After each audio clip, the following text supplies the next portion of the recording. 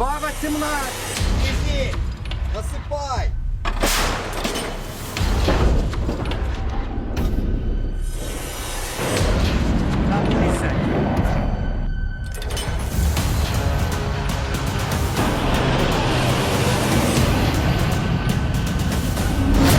America के राष्ट्रपति Donald Trump ने रूस यूक्रेन युद्ध को लेकर सबसे बड़ा ऐलान किया।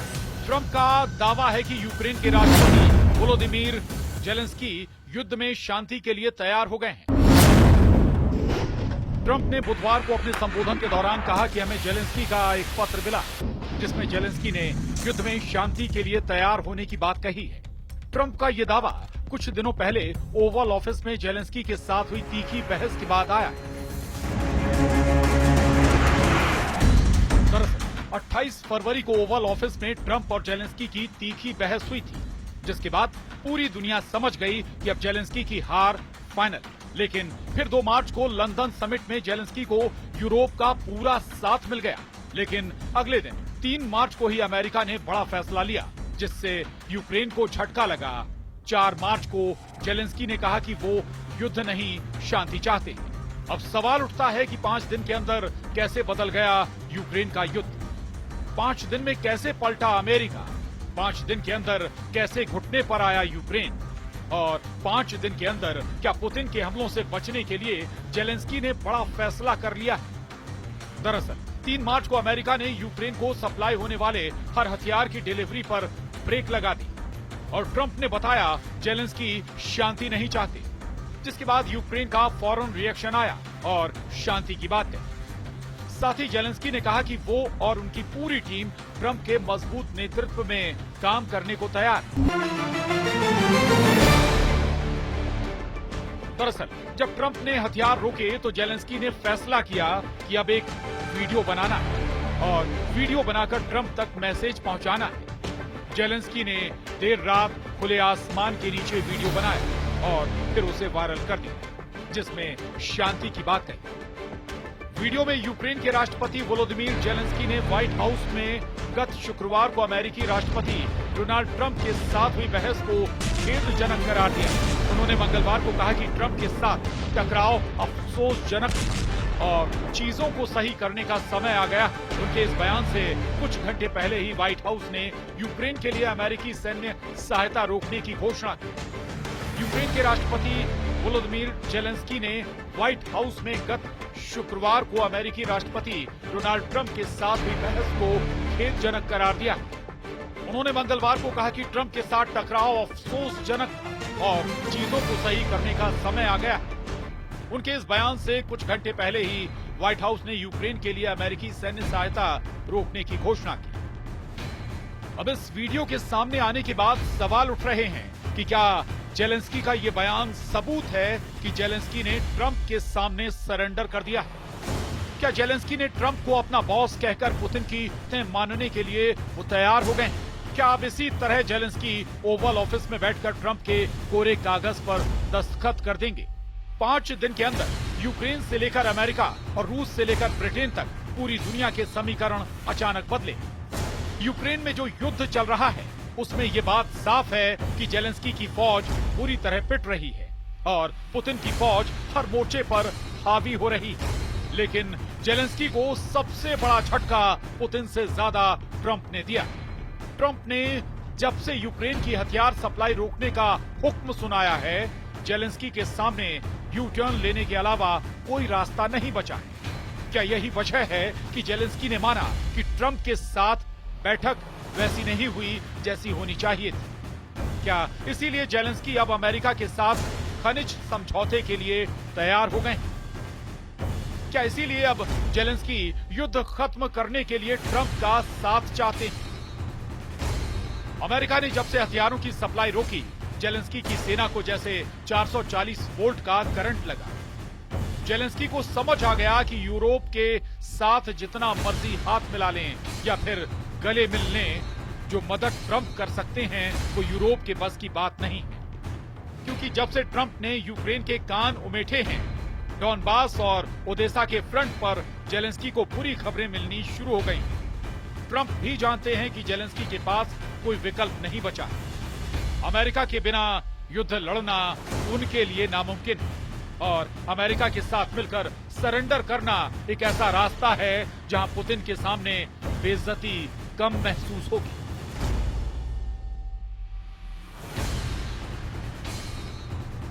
जेलेंस्की की तरह ट्रंप भी बदले बदले नजर आ रहे हैं। तो क्या यूक्रेन फौरन हथियार डाल देगा? यूक्रेन के मोर्चे पर लड़ाई फौरन खत्म नहीं होगी। बता दें कि हथियार रोकने वाला मैसेज ट्रंप ने दिया था। यूक्रेन को बम और मिसाइल वाली सप्लाई का ऑर्डर राष्ट्रपति की तरफ से आया, लेकिन क्या यह बैरियर गिरने के बाद ट्रंप का ऑर्डर फौरन मान लिया जाएगा? सवाल है कि क्या यह हथियार वाला ट्रक बैरियर के आगे बढ़ पाएगा? जेलेंस्की को उनके कमांडरों ने बता दिया है कि अमेरिका ने साथ छोड़ा तो युद्ध ही नहीं हारेंगे। उनके लिए यूक्रेन में टिकना भी मुश्किल हो सकता है।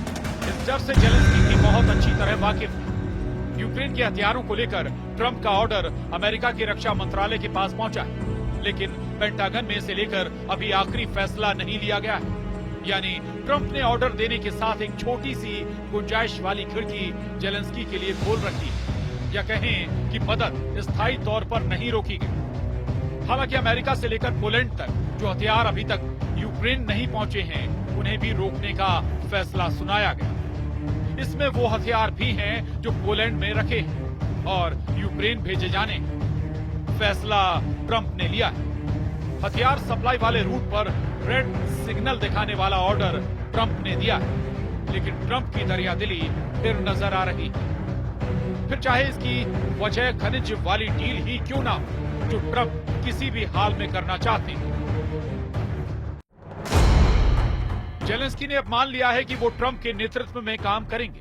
यानी 28 मार्च को ट्रंप से उनकी जो बहस हुई, उसे लेकर जेलेंस्की बहुत पछता रहे हैं और उनसे ज्यादा इसका असर यूक्रेन के वॉर जोन में महसूस किया जा रहा है, जहां जेलेंस्की के हर जवान के पास चाकू से लेकर राइफल और बारूदी सुरंगों से लेकर टैंक तक हर सामान अमेरिका ने खरीद कर दिया। अमेरिका का दावा है कि 20 जनवरी 2025 से पहले तक अमेरिका ने यूक्रेन को 66 अरब डॉलर की मदद की, यानी 5 लाख करोड़ रुपए के हथियार और बाकी सामान यूक्रेन तक पहुंचाया गया और ऐसा 3 साल तक जारी रहा। हालांकि जब ट्रंप ने यूक्रेन को हथियार देने पर रोक लगाई तो यूरोप की डिफेंस मार्केट का जोश बढ़ गया। स्टॉक मार्केट में उन हथियारों की कंपनियों को सुनहरा भविष्य नजर आने लगा, जो अब तक यूक्रेन को बम, मिसाइल समेत कई हथियार पहुंचाते रहे हैं। वैसे ट्रंप और जेलेंस्की की मीटिंग के बाद पूरा यूरोप एक्टिव हुआ। जेलेंस्की के साथ ओवल ऑफिस में जो कुछ हुआ, तब ट्रंप ने जेलेंस्की को जो कड़वे शब्द सुनाए, उसकी चर्चा यूरोप में लगातार हो रही है। पूरा यूरोप उन शब्दों के बदले जेलेंस्की को और ताकतवर बनाना चाहता है। मेलोनी से लेकर मैक्रो बता रहे हैं कि यूक्रेन को कैसे बचाया जाएगा और इसी ट्रैक पर चलते हुए रूस को कैसे यूरोप से भी दूर रखा जाएगा। इसीलिए मैक्रो ने वो परमाणु छतरी खोल दी है जो पूरे यूरोप को एटम बम वाले हमले से बचा सकती है। यूक्रेन भी, ब्रिटेन भी, इटली भी, जर्मनी भी, यूरोप का कोना कोना इस छतरी के नीचे आकर पुतिन के परमाणु गुस्से से बचना चाहता है।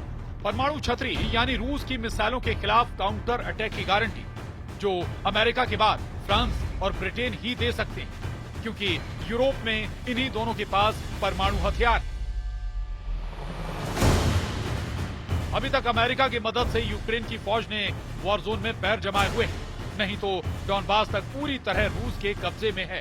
अमेरिका से मिले हाइमार्स रॉकेट से लेकर पैट्रियट मिसाइलें, जिन्होंने रूस को कीव और खार्किव से दूर रखा है। वहीं एब्रम्स टैंक से लेकर F-16 फाइटर जेट भी अमेरिका के दखल पर यूक्रेन तक पहुंचे। हालांकि पुतिन ने इन दोनों हथियारों को नाक रगड़ने पर मजबूर कर दिया। सवाल है कि जेलेंस्की का नया यू टर्न उन्हें ट्रंप के बाद पुतिन के गुस्से से बचा पाएगा। Bureau report, news 18।